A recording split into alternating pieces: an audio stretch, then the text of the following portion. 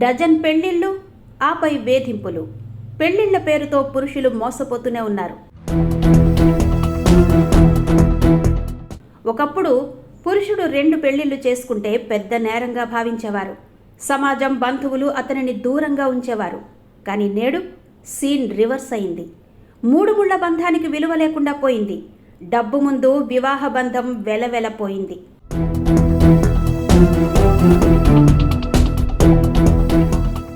రెండు కాదు, 3 కాదు, ఏకంగా డజన్ల కొద్దీ పెళ్లిళ్లను చిటికలో చేసుకున్న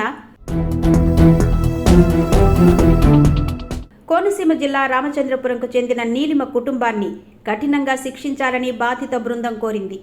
బాధితులంతా కోనసీమ జిల్లా ఎస్పీ కృష్ణారావును కలిసి వారు ఎలా మోసపోయారో వివరించారు.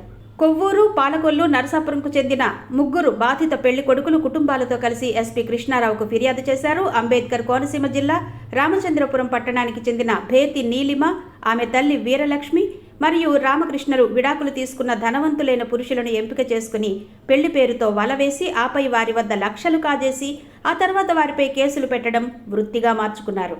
వీరి చేతిలో సుమారు 12 మంది పెళ్లి కొడుకులు మోసపోయారు.